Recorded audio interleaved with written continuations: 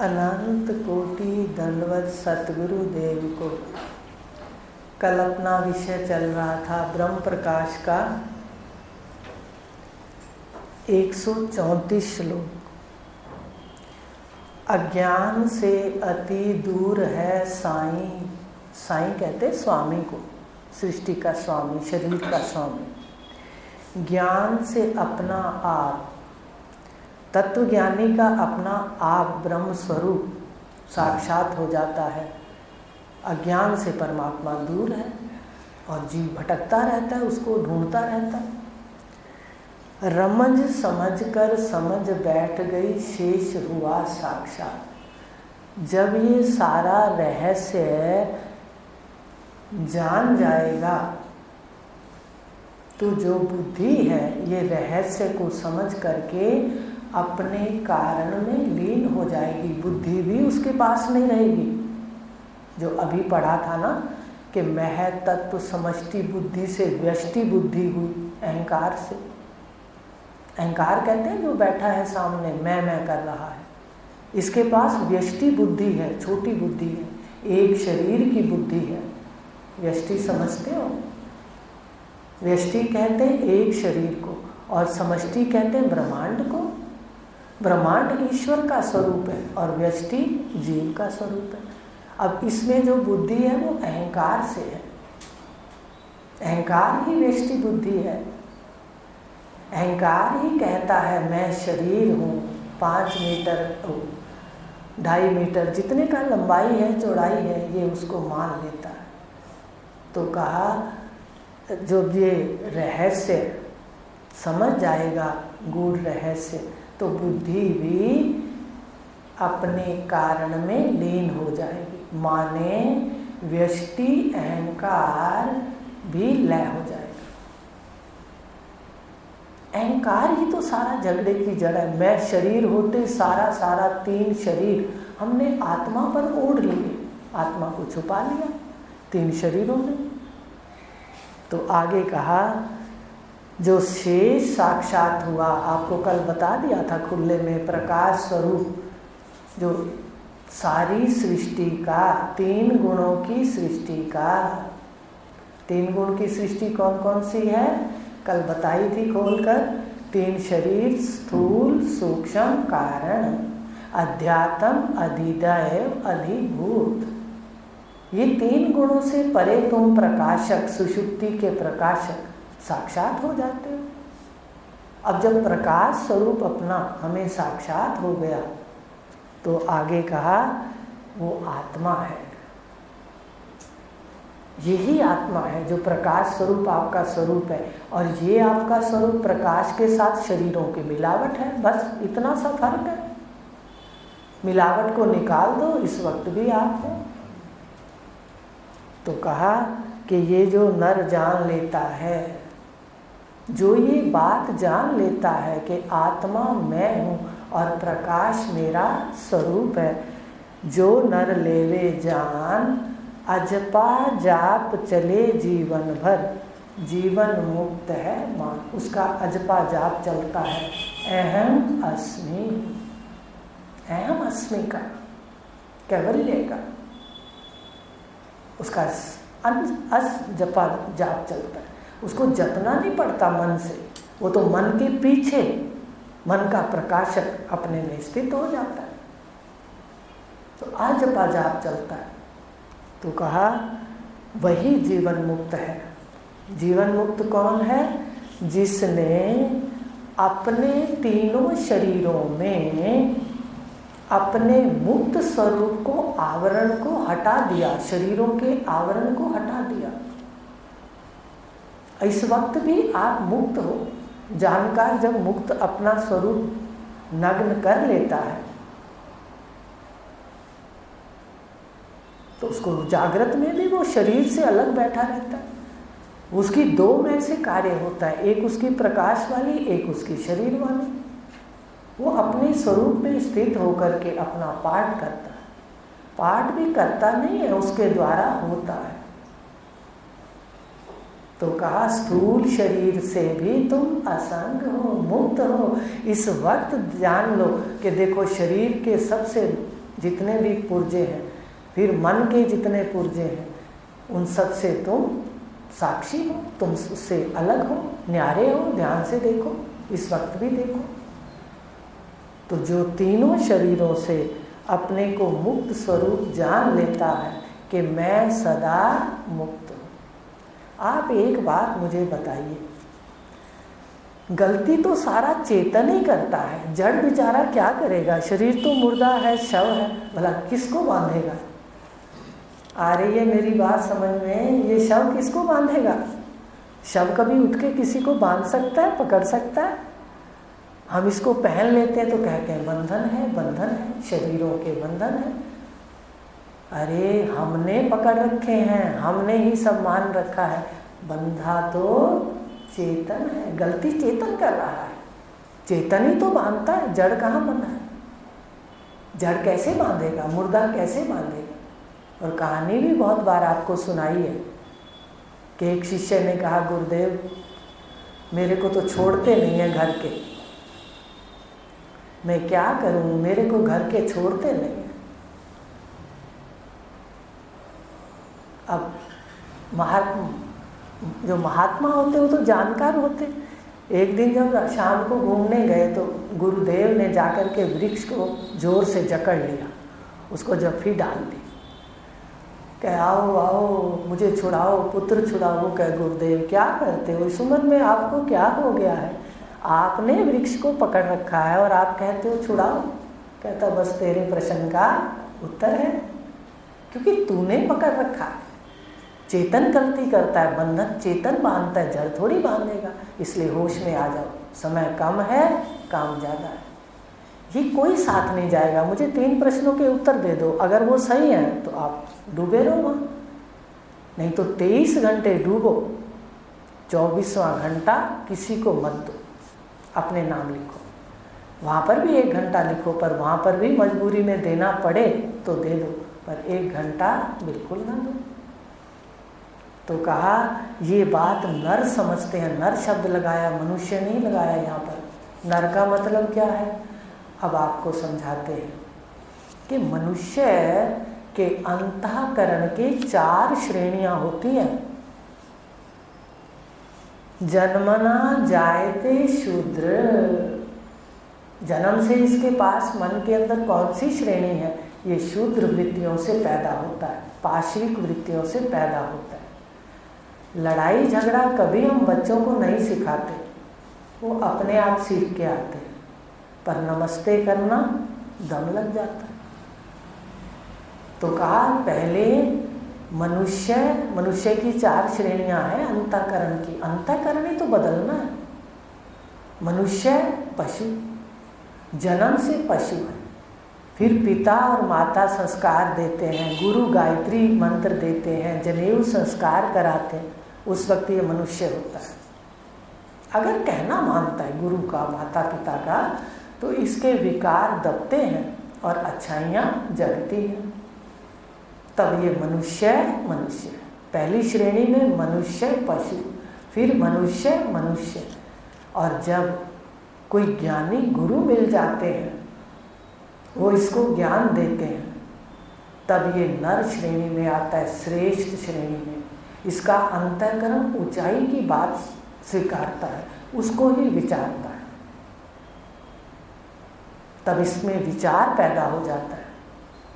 संसार के बारे में जब हम विचार नहीं करते, सारा दिन सोच ही करते रहते और खुद नहीं सोचते, बाहर वाला कह देता है देखो बेटी जवान होगी, कोई सोचा करो, तुसी सोच दे नहीं, कुछ सोचो। मतलब सोच देने के लिए हम सारा दिन रहते हैं, विचार हमें सतगुरु देते हैं। तो जब सतगुरु मिलते हैं उस समय क्या होता है, हमारा मन श्रेष्ठ कोटि का चिंतन करने लगता है और फिर वो मन सधने लगता है, तब वो नर की श्रेणी में आता है। तो ऐसे व्यक्ति ही आत्म का साक्षात कर सकते हैं। अभी भगवान ने गीता के अंदर कहा कि जो तप दान करता, वेद वेता, जितने भी कर्म करता है, वो इन सब का उल्लंघन, 2 बार कहा है, पहले भी कहा है, कहा तो पता नहीं बहुत बार होगा, 2 बार तो याद है, इन सब का उल्लंघन कर जाता है। तो तत्वज्ञानी इसमें नहीं फंसता। वो कहता है आज मैं ये मांग रहा हूँ, इतनी पूजा पाठ करके फिर हाथ जोड़ के मांग लिया कि मेरे को पुत्र दे दे, मेरे को धन दे दे। उधर से भगवान कह रहे हैं पूजा पाठ तो स्वीकार कर लेता हूँ, पर मैं देता तो वही हूँ जो प्रारब्ध में होता है। कहा है, गीता को ध्यान से पढ़ो। अच्छे कर्म बन जाते हैं, लेकिन अच्छे कर्मों के साथ बुरे कर्म ना चाहते हुए बनते हैं। आप खोल के देखो, आप कहोगे मंदिर में सेवा करते हैं, देख सेवा का देख लो। अगर निष्काम सेवा नहीं है, अगर आपको निष्कामता का ज्ञान नहीं है, निश्चय नहीं है, तो वहाँ भी पाप और पुण्य मिलेंगे, सेवा में भी पाप पुण्य मिलेंगे।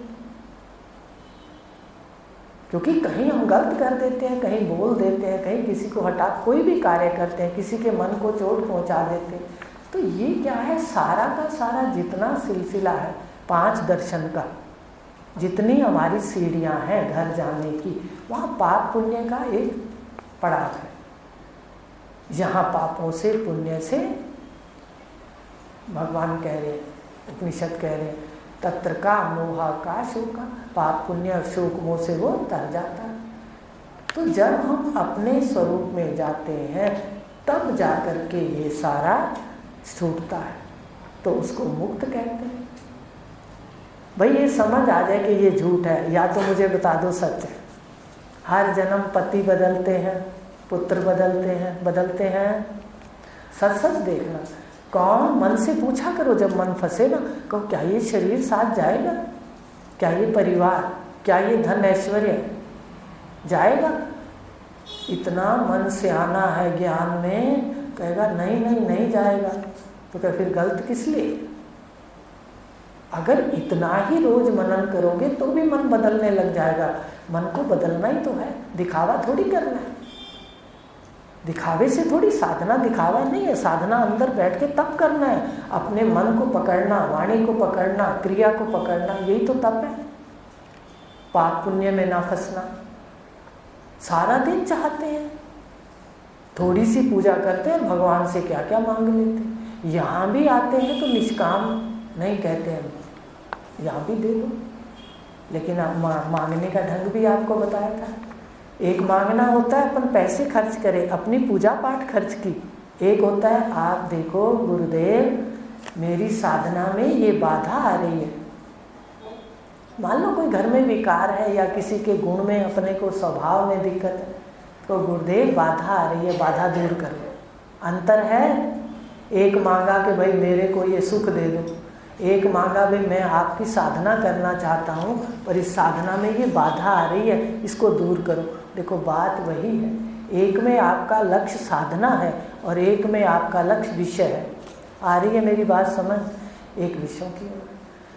और एकदम याद आ गई बात, मांगने का ढंग बड़ा सुंदर, जैसे कहानियों में बताते हैं। एक बार क्या हुआ, एक वृद्ध महिला ने तप किया, भगवान प्रसन्न हो गए, दर्शन दिया। भगवान ने कहा बोलो महामाया क्या चाहती हो, एक वरदान दूंगा। देखो क्या कहा भगवान ने, एक वरदान दूंगा, मांग लो। अब देखो कितनी चतुराई है मांगने में। कहती अच्छा महाराज, 7 मंजिल के महल में मेरा पोता सोने के पंगुड़े में नौकर चाकर झुलाकर उसको सोने के चम्मच और कटोरे में खाना खिला रहे हैं, इच्छा पूरी कर दो। बताइए क्या क्या मांग लिया। समझ आ रही है बात मांगने की। देखो कैसे मांगने के अंदर ये बात कहा कि देखो मांगना में है तो परमात्मा से इन बातों से ना मांगो, अपनी साधना में बाधा है उसको दूर करो तो स्वच्छ हो जाएगा मन। नहीं तो मांगते रहेंगे, आज पोते के लिए मांगा, कल बेटे के लिए, कल अपने शरीर के लिए। यहाँ तो कुछ ना कुछ अभाव रहता है, पर तत्व ज्ञानी अभावों को पाट लेता है, उल्लंघन कर जाता है। और फिर कहते हैं, भगवान भी कहते हैं, उपनिषद भी कहते हैं, आकार 4 पाद है, 3 चारों को जानने से फल श्रुति है, फल लिखा हुआ है। आकार जानते ही उसके दर्शन करने हैं, जानने का मतलब। आकार का साक्षात करते ही घर के ऐश्वर्य अब बिना कर्मों से अपने आप आएंगे। उकार का साक्षात करते ही आपकी संतान बिना ज्ञान के नहीं रहेगी, ब्रह्म ज्ञानी होगी, मंदालसा की तरह। और आप तीसरी मात्रा मकार का साक्षात करते हो, आप अपनी आत्मा को ब्रह्म में लीन कर लोगे और फिर गुणातीत हो जाओगे। देखो कितना स्पष्ट लिखा है, पर हमें चलना पड़ेगा ना। पढ़ना आसान है पर जीवन में लाना तप लगता है, तो करना पड़ेगा, दोनों काम करो। तो इस प्रकार कहा कि नर व्यक्ति ही इस ज्ञान को ले सकता है जो अंतःकरण का निरीक्षण करे, व्यवहार का निरीक्षण, विचार का निरीक्षण, फिर सुधार का निरीक्षण।